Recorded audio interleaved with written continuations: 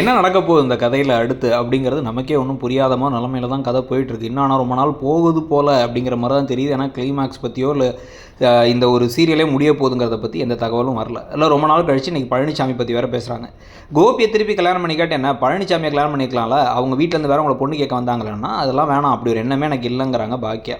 ஏன் பண்ணிக்க வேண்டியதான அவங்க 2 பேரை பார்த்தா அப்படி தான் தோணுச்சு. அவருக்கு அந்த எண்ணம் இருக்குது அப்படிங்கிறத செல்வியும் சரி ராதிகாவும் சரி சொல்ல இவங்க அந்த பேச்சை மாற்றி கலைச்சி விட்டுறாங்க. திடீர்னு அவர் வருவாரா, என்ன நடக்க போகுது அப்படிங்கிறத பொறுத்து இருந்து தான் பார்க்கணும். அந்த ஒரு ஜோடி பழனிசாமி பாக்கியாவை பற்றி நீங்கள் என்ன நினைக்கிறீங்கிறதையும் கமெண்ட் செக்ஷனில் சொல்லுங்கள். இதுக்கு நடுவில் இப்போ அடுத்த டிவோர்ஸ் ஹியரிங்க்கு உள்ளார போய் போனதுக்கப்புறமா ராதிகாவோட மனசை புண்படுத்த விரும்பாமல் கோபியும் எனக்கும் சம்மதம் தான் டிவோர்ஸுக்குன்ட்டார். இவங்களும் கடைசி வரைக்கும் சம்மதம் தான், வாபஸ்லாம் வாங்க மாட்டேன்னு சொல்லிட்டாங்க. ஆனால் அதே சமயத்தில் ஜீவனாம்சம்லாம் வேணாம், என்கிட்டயே காசு இருக்குது, எனக்கு போதும், நான் பார்த்துக்கிறேன் அப்படின்ட்டாங்க. உடனே சரி ஓகே அப்படின்னு சொல்லி டிவோர்ஸே கொடுத்துட்றாங்க. வெளியே வந்ததுக்கப்புறமா அவங்க அம்மாவை கால் பண்ணி ராதிகா சொன்னால் அவங்க அம்மா அழுதுகிட்டு இருக்காங்க. இதில் பாக்கியா ராதிகாவை பார்க்க வந்துட்டாங்க. இப்போ எங்கே போகிறீங்க, என்ன பண்ண போகிறீங்கன்னா எனக்கு எதுவுமே தெரியாதுங்கிறாங்க ராதிகா.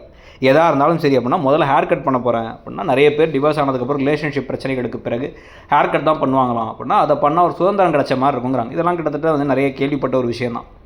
ஸோ இதுக்கப்புறம் பேசிக்கிட்டு நம்பர்லாம் மாற்ற போகிறீங்கன்னா, ஆமாம் மாற்ற போகிறேன், இருந்தாலும் உங்களுக்கு கண்டிப்பாக கொடுப்பேன், இல்லைனாலும் நீங்கள் தேடி கண்டுபிடிச்சிருங்கன்னு தெரியும்லாம் சொல்லிவிட்டு இந்த தோழிகள் இப்போதைக்கு பிரிகிறாங்க. இதுக்கப்புறம் ராதிகாவுடைய கேரக்டரை காமிப்பாங்களா இல்லையா அப்படிங்கிறதே நமக்கு ஒரு பெரிய கேள்விக்குறி தான். கதை வேறு மாதிரி ஒரு திசையில் பயணிக்க போகுதுன்னு தோணுது. இதுக்கு நடுவில் இப்போ கோபி திருப்பி ராதிகா கிட்டக்க பேச வராரு. பேச வந்ததுக்கப்புறமா அவர் மனசு விட்டு பேசணும்லாம் ட்ரை பண்ணுறாரு. ஆனால் நம்ம ஏன்னா ஒரு விஷயம் மட்டும் பண்ணுங்கள், என்னை கடைசியாக ஒரு தடவை உங்கள் வீட்டுக்கு கூப்பிட்டு போகிறீங்களா கார்லங்கிறாங்க ராதிகா.